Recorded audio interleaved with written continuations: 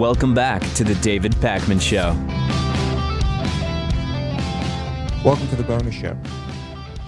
I usually do the beer review last, but since the picture's up, I guess I'll just do it first. Is that cool with you, David? Sounds good. All right, David totally does not give a crap about what I'm doing right now. Let me get my notes on the beer. As you can see, the beer is Wells. That's the name of the brewer. Sticky Toffee Pudding Ale.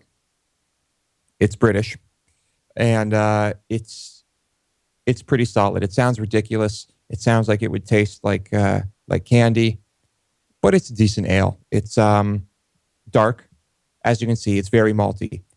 It's a little bit bitter, but it does kind of have that sticky toffee pudding flavor.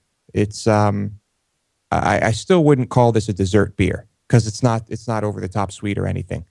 But I like wacky beers, and it's certainly pretty wacky, and it just jumped out at me. But the number one reason why I bought this one is because Wells makes another beer, and these are the only two beers I've seen by the company, called Banana Bread Ale. And that one, I think, is incredible because it just pretty much just tastes exactly like banana bread. It's like banana bread in a bottle. And I do think that the banana bread one is a lot better than this one. So let me ask you then, Lewis, I'm not an expert in these reviews, but then why didn't you put up a picture and review that other one? I mean, I could. This just happened to be the beer I bought most recently. I see. But it's not going to be too hard to find. This stuff they had up in the Northeast, and it's down here in Texas, and I think you can pretty much get it all over. Would you be interested in the Banana Bread Ale? I think that might be one that you might like. I don't know. Is it like a dark, thick beer? It's not that dark. No, it's very accessible. All right, I guess I would try it. And if you like the more malty beers, I would recommend this. It's pretty tasty. And if I were to make beer again, I think I would do more experimenting. I would try to make some of the more wacky stuff. Now, how do you get, like, if you want it to taste or smell like banana bread, what do you actually put in it?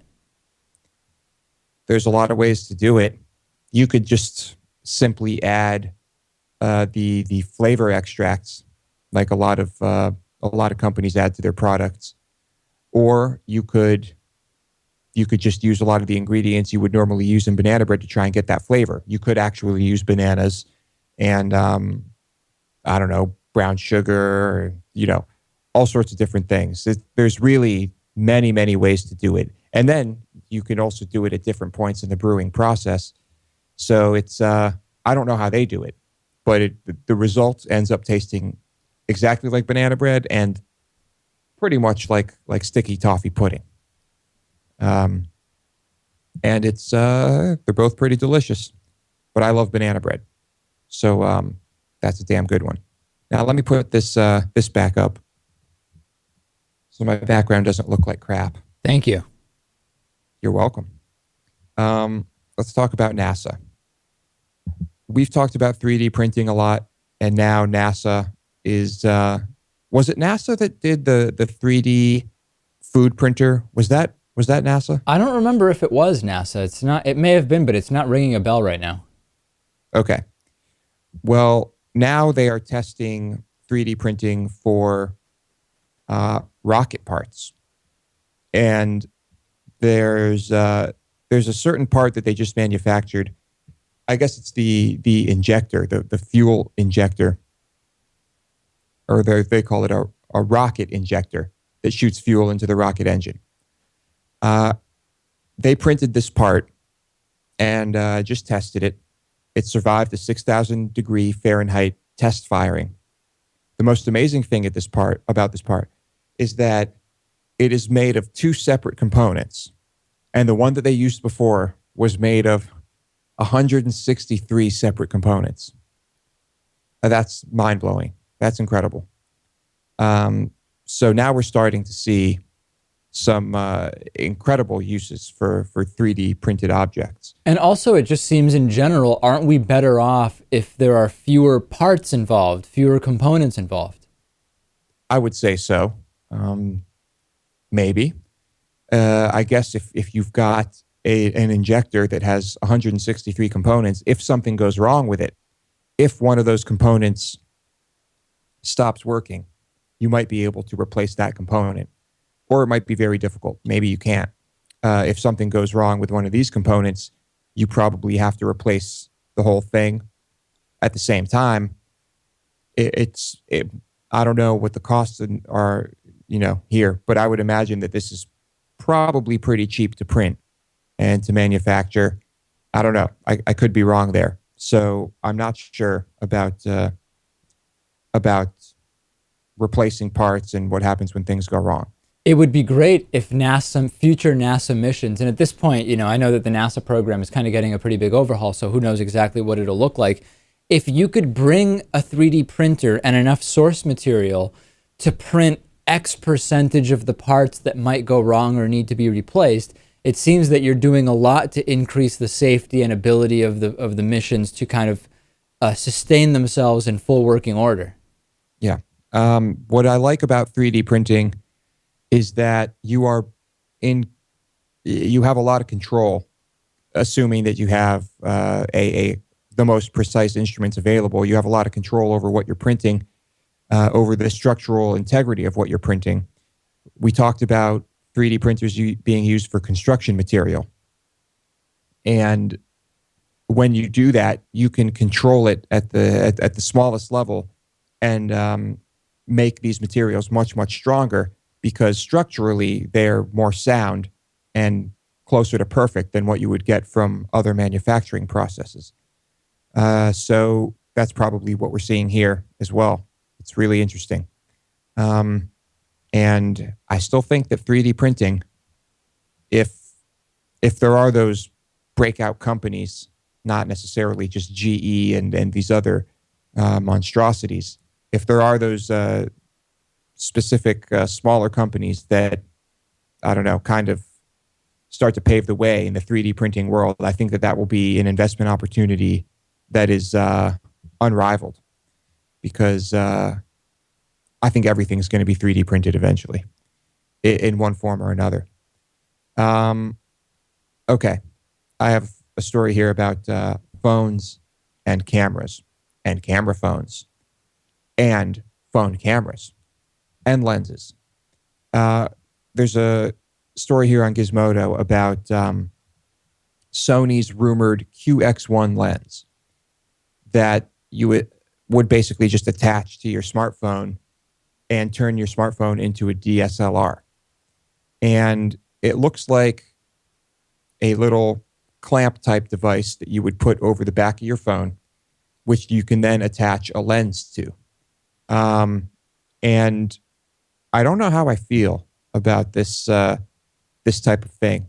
I admit that it would be, I guess, nice and convenient to have your smartphone also be your professional grade shooter. Right. At the same time, I'm thinking, do we really want to consolidate everything here into one device? Do you want your cell phone to be your cell phone, to be your personal computer, to be your wallet, to be your professional grade camera?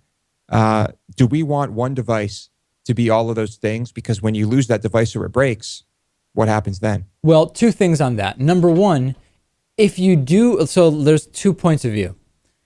If that device that is all of those things is properly backed up such that if it breaks, you get a new one, and within 5 minutes it's resynced and has all of your stuff, it's your wallet again, it's everything again, it would actually make it so that right now when you lose your wallet, it's a really huge hassle. You've got your license, you have cash, you might have your credit cards in there. Do you have to cancel this, that, the other thing? So that's one thing. So in that sense, it could simplify the if you lose it scenario. On the other hand, I agree with what you're saying, with your first kind of intimation, which is certainly there are a lot of big companies that would want to continue consolidating so that everyone's stuff is within one device, particularly the device that company makes. And yeah, I don't know if convenience aside, it's going to be a positive thing, particularly when we're looking at the cloud getting hacked, when we're looking at NSA surveillance, when we could look at all of those things. Do you want your entire life in one device? I don't know. Right now, I guess I don't. All right. Back to just the tech aspect of this lens thing, though. I guess, I don't know. It'd be pretty pricey. I mean, if you get a lens and the sensor and the mount and all that, you're probably looking at around $1,000. But I don't know. Maybe if you travel or something, maybe it would just be a lot easier than having to carry around a camera bag with the lenses and all of that as well. It is pretty interesting technology. I still have this Sony that's like, I don't know, 10.2 megapixels. Really solid camera. If you're friends with me on Facebook, all the pictures I took in like Iceland, Sweden, and there was, I don't know, some other pictures. Those pictures were done with that camera, and I don't know, it still holds up. I feel like a lot of people say that once you break a certain number of megapixels, it doesn't really even matter anymore. How far you go, at least with the human eye, but. I don't know. I would certainly need at least another lens because I've been using the same lens a long time and I can't do the wide angle shots and I can't do the really zoomed in telephoto shots either. So Lewis having all sorts of trouble with his photography. Well, not trouble. I would just like to have more options, but I was always too cheap to buy another lens. I mean, those lenses are expensive. Ideally, I would like to have just one of those, even though the depth of field isn't as nice on them, one of those lenses that goes from like, 25 millimeters to 250 or something like that. But yeah, anyway, there's a lot of demand for this type of technology, mounting lenses onto your smartphone and all of that. But I say, let's just make the cameras better on the smartphones. Let's develop some new technology and not have to stick big bulky lenses on thin smartphones. I like it. All right. We agree on that. Anything to add to today's bonus show? No, I think you've pretty well covered it all. Have I? All right. I will try to find some wacky beer for the next beer review. I have some ideas, and I'm going to go get some.